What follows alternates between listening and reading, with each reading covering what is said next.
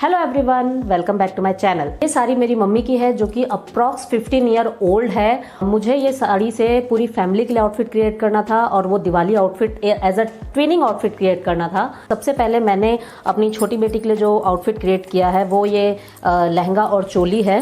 And second outfit है मेरी बड़ी बेटी का, ये इस टाइप का पैटर्न है। एंड जो स्कर्ट मैंने बनाई है वो ड्रेप स्टाइल में स्कर्ट बनाई है। And third outfit is my outfit, ये मैंने टॉप बनाया है और नीचे सर्कुलर स्कर्ट है। And then last but not the least, ये मेरे हस्बैंड का जैकेट है जो नेहरू जैकेट या मोदी जैकेट बोलते हैं, उसी टाइप का है। ये पूरा जैकेट है, बैक है और ये फ्रंट है। और ये भी मैंने रिवर्सिबल बनाया है कि मान लो ये ज़्यादा ब्लिंगी हो रहा है तो आपको थोड़ा सा सोबर पहनना है तो इसको रिवर्स कर लीजिए और इस तरीके से पहन लीजिए। एनी हाउ ये आपको आप कुर्ते के ऊपर ही पहनेंगे तो इस तरीके से पूरा आ जाएगा। बस आपका यहाँ पर थोड़ा सा ट्विनिंग के लिए ये जो बटन पट्टी होती है उसे मैंने एज इट इज़ रखा है ताकि कुछ तो मैच हो बिल्कुल ही एकदम आउट ऑफ द वर्ल्ड ना हो जाए। और इस जैकेट को बनाने के लिए मुझे बहुत माथापच्ची करनी पड़ी है। आप वो स्टिचिंग वीडियो देखेंगे तो आपको पता चलेगा मैंने कितने बार इसको खोला है जस्ट बिकॉज मुझे ये रिवर्सिबल बनाना था। तो सबसे पहले मैंने यहाँ पर लाइनिंग का मटेरियल लिया है जिसे मैंने डबल फोल्ड किया है और बंद वाली साइड मेरे साइड है। और यहाँ पर चेस्ट मेजरमेंट मैं ले रही हूँ 11 इंचेस जो कि ओपन होकर के 22 इंचेस हो जाएगा। और ये फ्रंट पार्ट के लिए मैं कट कर रही हूँ, बैक पार्ट के लिए कट कर रही हूँ, फ्रंट पार्ट अलग से सेपरेटली कट होगा। तो ये मीडियम टू लार्ज साइज़ के लिए इजीली आप बना सकते हैं। तो इस तरीके से मैं स्ट्रेट लाइन ड्रॉ कर रही हूँ और मैंने वहाँ पर 2 इंच एक्स्ट्रा मार्जिन के लिए छोड़ दिया है। यहाँ पर फ्रंट नेक के लिए मैं मेजर कर रही हूँ 7 इंचेस पर और यहीं से हमें शोल्डर भी डाउन करना है तो उसके लिए मैं 1.5 इंच पे मार्क कर रही हूँ। एंड देन जो जॉइंट होगा वहाँ से हमें डाउन करना है 1.5 इंचेस। और इसके बाद यहाँ पर मैं स्ट्रेट लेंथ ले रही हूँ 25 इंचेस की और उसी के साथ मैं +1 इंच कर रही हूँ मार्जिन के लिए, मींस जो स्टिचिंग में जाएगा उसके लिए। तो वो टोटल मिला के 26 हो जाएगा। दोनों ही साइड से 26 पे मार्क करके एक स्ट्रेट लाइन ड्रॉ कर देंगे तो ये लोअर पोर्शन हो जाएगा, मींस बॉटम पार्ट हो जाएगा। और अब यहाँ पर मुझे नेक कुछ ज़्यादा ही ब्रॉड लग रहा था तो फिर इसके बाद मैंने इसे चेंज किया। यहाँ पर मैं फ्रंट नेक के लिए मार्क कर रही हूँ 3.5 इंचेस पर जो कि एक कर्व के शेप में होगा। तो अभी फ़िलहाल मैं ट्रायंगल में ही मार्क कर रही हूँ। एंड देन उसको कर्व शेप दे देंगे हल्का सा। और यहाँ पर जो शोल्डर मैंने लिया है वो है 8 इंचेस। तो 8 इंचेस पे स्ट्रेट मार्क करके देन जो मेन जो नेक वाला पार्ट था वहाँ से हमें शोल्डर डाउन करना है 1.5 इंचेस। प्लीज़ पहले वाली मार्किंग आप थोड़ा इग्नोर करें बिकॉज मैं भी फर्स्ट टाइम बना रही हूँ मेंस वियर के डिपार्टमेंट में कुछ, तो I am also in learning stage. So इसके बाद आप यहाँ पर स्ट्रेट मार्क करके शोल्डर का विड्थ लेंगे आर्म होल का। तो आर्म होल का विड्थ लिया मैंने 8 इंचेस और इसके बाद जो चेस्ट की मार्किंग है वो तो 11 इंचेस पे ही है। इस तरीके से आप स्ट्रेट लाइन ड्रॉ करके आर्म होल का कर्व दे देंगे। तो इस तरीके से पूरी मार्किंग अभी हो गई है और इसे हम प्रॉपर कट कर लेंगे। पहले मैं इस जैकेट का ट्यूटोरियल नहीं डालने वाली थी बिकॉज मुझे लग रहा था इतनी सारी गलतियां कर रही हूँ, क्या ही ट्यूटोरियल डालूं। बट फिर मुझे लगा गलतियों से ही तो इंसान सीखता है, मेरी गलती आपके लिए एक सीख बन जाएगी। तो इसमें हम सीखेंगे क्या आपको नहीं करना है ताकि ये जैकेट आपका परफेक्टली बने। तो यहाँ पर बैक पार्ट की कटिंग हो गई है और उसे मैं एक और डबल फोल्ड पार्ट पे रख करके कट कर ले रही हूँ। इससे फ्रंट पार्ट की कटिंग हो जाएगी। उसके लिए मैंने सामने फ्रंट साइड से ही ओपन रखा है और उसमें 2 इंच का गैप दे करके पूरे बाकी की मार्किंग्स एज इट इज़ रख के कट किया है। और सामने का जो आर्म होल है उसको थोड़ा सा एक्स्ट्रा कट कर दिया है। एंड देन इसका नेक अभी मैं कट नहीं कर रही हूँ, अभी पहले मेजर करेंगे बिकॉज सामने का नेक थोड़ा सा डीप रहेगा। तो पीछे का नेक था 3.5 इंचेस पे मैंने लिया था और सामने का मैं ले रही हूँ 5 इंचेस पर। एंड सॉरी यहाँ पर थोड़ा सा आउट ऑफ फ्रेम चली गई हूँ मैं बिकॉज रिकॉर्डिंग तो अपना होता ही रहता है बट साथ ही साथ हम कटिंग भी करते रहते हैं बिकॉज फैब्रिक पास में लाना है तो उसमें पता ही नहीं चलता है कि कब हमारा फैब्रिक थोड़ा सा इस साइड खसक गया। तो सॉरी फॉर दैट। बट यहाँ पर मैं मेजरमेंट्स आपको बता देती हूँ। 5 इंचेस लिया है मैंने, ट्रायंगल एक मार्किंग कर ली है, उसके बाद उसको कर्व दे दिया है। हमारी लाइनिंग कट हो गई है। अब इसके साथ ही हम मेन फैब्रिक पे भी कट कर लेंगे। तो ये फ्रंट है और ये बैक पार्ट है। अब हमें लाइनिंग और मेन फैब्रिक दोनों को ही सेपरेटली ज्वाइन करना है शोल्डर से। तो दोनों के ही राइट साइड को अंदर की तरफ रख करके हमें शोल्डर ज्वाइन करना है और यहाँ पर जो नेक का पार्ट है उसे अभी छोड़ देना है, सिर्फ और सिर्फ शोल्डर ज्वाइन करेंगे। तो ये लाइनिंग सेपरेटली ज्वाइन करना है और मेन फैब्रिक अलग से ज्वाइन करना है। अब यहाँ पर मैंने देखिए सारा कुछ जितने भी एजेस थे थे सभी को मैंने ज्वाइन करने के लिए बोल दिया है, बट ये सबसे बड़ी गलती थी मेरी, पहली गलती। तो इसके बाद आपको पता चलेगा कि ये गलती कैसे थी और उसको मैंने कैसे चेंज किया। अभी तो मुझे लगा कि वाह इतनी जल्दी बन गया, तो इसके बाद मुझे लगा बस इसमें कॉलर लगाना बाकी है and then this jacket is ready. तो उसके लिए मैं यहाँ पर सेंटर से फोल्ड कर रही हूँ और जो फ्रंट नेक मैंने पहले कट नहीं किया था उसको मैंने मेजर करके कट किया है। तो यहाँ पर मैंने 5 इंच लिया है, अगेन जो स्टार्टिंग मेजरमेंट था फ्रंट नेक का, तो 5 इंच यहाँ पे मार्क कर रही हूँ एंड देन जो 2 इंच एक्स्ट्रा लिया था वो तो अंदर की तरफ फोल्ड हो जाएगा, तो वो छोड़ करके 5 इंच पे मार्क करना है। तो इस तरीके से एक कर्व देते हुए एंड देन इसको जो 2 इंच छोड़ा हुआ है उसको स्ट्रेट ही लेंगे एंड देन इसको कट कर लेंगे।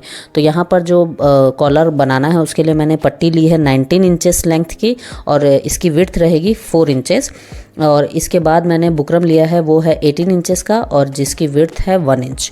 तो इस तरीके से मैंने बुकरम लिया है। ये टोटल नेक की मेजरमेंट के अकॉर्डिंग लिया है क्योंकि फ्रंट में तो 5 इंचेस रहेगा, तो 5 5 10 और बैक का जो नेक है वो पूरा आ रहा है 8 इंचेस। तो इस तरीके से आप यहाँ किनारे बुकरम को भी कट कर लेंगे और किनारे से एक कर्व शेप दे देंगे। तो मैंने दोनों को ही फोल्ड किया और एक कर्व शेप दे दिया और यहाँ पर रख के भी देख रही हूँ कि वो एडजस्ट हो रहा है या नहीं।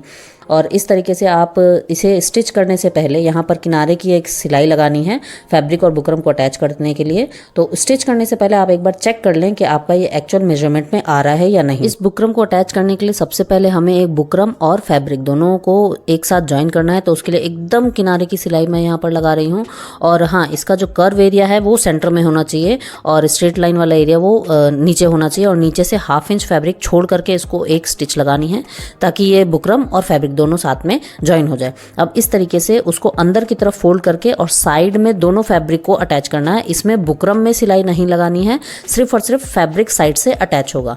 तो इस तरीके से सिर्फ एक कर्व शेप देते हुए दोनों ही तरफ से मैं यहाँ पर एक स्टिच लगा ले रही हूँ, नीचे से स्ट्रेट ऊपर से कर्व, और जो एक्स्ट्रा पार्ट है उसे मैं कट करके निकाल दूंगी और अब इसे इजीली आप फ्लिप कर सकते हैं। के बाद आप यहाँ पर आयरन करके किनारे की सिलाई और लगा दें ताकि ये प्रॉपर्ली सेट हो जाए। यहाँ पर 1/2 इंच हमें एक्स्ट्रा फैब्रिक छोड़ना है ताकि इसको हम जैकेट के साथ अटैच कर सकें। इस तरीके से एकदम किनारे की सिलाई हमें लगानी है। तो ये मैं पहले लगा दे रही हूँ और जो 1/2 इंच जो फैब्रिक बचा हुआ है उसमें हमें नहीं स्टिच करना है बिकॉज वो शर्ट के साथ ज्वाइन होगा, ताकि एकदम सीमलेस लुक आए, बिल्कुल भी थ्रेड वगैरह इधर उधर दिखे नहीं, फैब्रिक इधर उधर निकले। तो यहाँ पर एकदम किनारे की सिलाई लगा के हम इसे सेट कर लेंगे और अब इसे हमें जैकेट में अटैच करना है। तो इसके लिए मैं सेंटर पे एक नॉच लगा रही हूँ और अब यहाँ पर सेंटर से बुकरम लगाना है। तो उसके लिए मुझे ये पूरा फैब्रिक मतलब पूरा जैकेट फ्लिप करना होगा। और अब मुझे अपनी गलती समझ में आई क्योंकि फ्लिप करने के बाद ये पूरा ओपन हुआ और इसके बाद जो मतलब जैसे जैसे मैंने स्टिच किया था वैसे ही ओपन हो गया।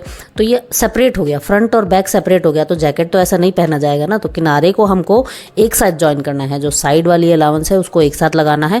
तो इसके लिए मुझे ये पूरी स्टिच खोलनी पड़ी साइड वाली। उसके बाद ये पूरा ओपन हो गया है और हमें इतना इतना मार्जिन दे करके इसको सिलना है। तो उसके लिए जो मेन फैब्रिक का राइट साइड है वो दोनों अंदर की तरफ होगा और जो लाइनिंग है वो दोनों अपोजिट डायरेक्शन में जाएगा। तो इस तरीके से कुछ हमें अटैच करना है, जिस दोनों ही फैब्रिक का राइट साइड अंदर की तरफ रखते हुए और रॉन्ग साइड ऊपर की तरफ रखते हुए ऐसे इस तरीके से स्टिच करेंगे। तो ये राइट साइड है और ये रॉन्ग साइड है और इसी के ऊपर एक सिलाई लगानी है। तो इस तरीके से पूरा पिनअप करके मैंने स्टिच किया है और ये नीचे से भी हमें थोड़ा सा खोलना पड़ा मुझे ताकि एक स्ट्रेट स्टिच लग सके इसमें। तो इस तरीके से पूरा राउंड में होते हुए हमें स्टिच लगाना है। तो यहाँ पर देखिए ये पूरा पिनअप कर दी हूँ मैं ताकि इस बार तो गलती ना हो। तो सबसे मेन बात जो यहाँ पर है कि आपको सबसे पहले इस जैकेट में शोल्डर्स अटैच करने हैं, उसके बाद साइड वाली स्टिच लगानी है और उसके बाद हमें लोअर पोर्शन की स्टिच लगानी है एंड एट द एंड हमें स्लीव्स अटैच करने हैं, मतलब स्लीव्स पे जो है वो स्टिच लगानी है। और यहाँ पर जो साइड की स्टिच लगाते लगाते जो आर्म होल पे जो फैब्रिक इकट्ठा हो रहा है उसको हमें लाइनिंग वाली साइड टर्न करके उसके बाद एक स्ट्रेट स्टिच लगा देनी है। अब हमारा ये जैकेट के फॉर्म में दिख रहा है। तो इसके लिए ये देखिए जो मैंने अभी स्टिच लगाई है ये रॉन्ग साइड में है। अब हमें इसे पूरी तरीके से फ्लिप करना है। तो ये पूरा नेक के साइड से फ्लिप होगा। तो इस तरीके से जो ये आउटर इनर पोर्शन है इसे हम पूरा अंदर हाथ डाल करके पूरा पलटी कर देंगे। तो इस तरीके से पूरा लुक आएगा। ये देखिए पूरा ही सीमलेस फिनिश आया है यहाँ पर। तो अब हमें जो मेन है आर्म होल एरिया को हमें स्टिच करना है। तो उसे इस तरीके से अंदर की तरफ फोल्ड करते हुए हमें स्टिच करना है। तो उसके लिए हमें क्या करना है, अभी तो ऐसे दिख रहा है जैकेट, अभी क्या करेंगे जो रॉन्ग साइड है उसे ऊपर लाएंगे और इस तरीके से उसको एक और बार फ्लिप करेंगे और दोनों ही राइट साइड को अंदर की तरफ लेंगे। तो पहले सीधे की तरफ से उल्टा करके उसके बाद फिर सीधा करके, दोनों सीधा जो राइट साइड है वो अंदर की तरफ रहेगा और उल्टे साइड में आपको पिनअप कर लेना है पूरा। और ये जो एकदम आर्म होल के पास का जो एरिया है, इसको ये जो जॉइंट है इन दोनों को मिला करके आपको स्टिच करना है। और थोड़ा बहुत अगर छोटा बड़ा होता है तो वो आप ऊपर एडजस्ट कर लीजिए, बट इसमें एकदम फिनिश आने चाहिए, बिकॉज अभी फैब्रिक के साइड से पहनेंगे तो वो तो ठीक है, बट जब रिवर्सेबल करके पहनना होगा तब वो स्टिच दिखाई देगा, तो मतलब थोड़ा ऊपर नीचे होगा तो वो अच्छा नहीं लगेगा। तो इसलिए जॉइंट पे आपको ध्यान देना है, बाकी जो फैब्रिक है वो ऊपर आप कर सकते हैं। तो इस तरीके से हमारा आर्म होल का साइड भी जॉइंट हो गया है और यहाँ पर अब हमें मेन कॉलर अटैच करना है। तो उसके लिए यहाँ पर मैं सेंटर से अगेन मेजर कर रही हूँ कि ये परफेक्ट आ रहा है या नहीं। एकदम परफेक्ट आ रहा है। तो अब हमें सबसे पहले जो लाइनिंग वाला पीस है उसमें इसे अटैच करेंगे। इसको पहले ओपन करेंगे एंड देन इस तरीके से फ्लिप करके अटैच कर देंगे। तो उसके लिए मुझे यहाँ पर मैंने जो नॉच लगाई थी वहाँ से हम स्टिच करना स्टार्ट करेंगे। तो उसके लिए पिनअप कर लिया है मैंने अगेन, बिकॉज सिलते सिलते थोड़ा सा कपड़ा इधर उधर हो जाता है मेरे से, तो इसलिए मैं पहले पिनअप कर लेती हूँ तो ज़्यादा बेटर रहता है। तो अब यहाँ से हमें एक स्ट्रेट स्टिच लगानी है। यहाँ पर बुकरम को नहीं लगाना है, बुकरम को अटैच नहीं करना है साथ में, एक बस साइड की स्टिच लगानी है और यहाँ एंड पे आके डबल स्टिच लगा के सिक्योर कर देना है। तो ये देखिए एक साइड से ये पूरा अटैच हो चुका है अच्छे से। अब हमें दूसरी साइड से अटैच करना है। तो जो ये फैब्रिक दिख रहा है उसे हाफ इंच इनफोल्ड करते हुए हमें ऊपर की सिलाई लगानी है। तो इस तरीके से ये पूरा एंड तक आ जाएगा। एंड क्योंकि हमने एक्स्ट्रा निकाला था तो उसको इस तरीके से अंदर की तरफ फोल्ड करते हुए पहले दोनों पीसेस को फोल्ड करेंगे एंड देन वहाँ पे ऊपर एक टॉप स्टिच लगा देंगे। तो इसके लिए मैं पहले लाइनिंग वाली साइड से स्टिच कर रही हूँ, बिकॉज ये सैटिन फैब्रिक है तो इसमें एक एक स्टिच दिखाई देती है अगर वो गलत चली जाए या थोड़ा सा नीचे चली जाए तो इसलिए मैंने जो मेन फैब्रिक है उसे नीचे रखा और इसे ऊपर रखा है और वहाँ से किनारे की सिलाई लगा रही हूँ और नीचे भी देखते जा रही हूँ कि वो फैब्रिक अच्छे से अटैच हो रहा है या नहीं। और ये एंड पार्ट भी सिक्योर कर लिया है मैंने और जो बटन पट्टी वाला पार्ट था उसे भी मैं एक टॉप स्टिच लगा के सिक्योर कर लूँगी। तो एकदम किनारे की स्टिच लगाकर यहाँ पर हमें पूरा उसको फिनिश लुक दे देना है। Now our jacket is ready. तो यहाँ पर ये देखिए ये पूरा फिनिश लुक आया है, अंदर से बाहर से पूरा रिवर्सिबल है, आप इजीली इसे पहन सकते हैं।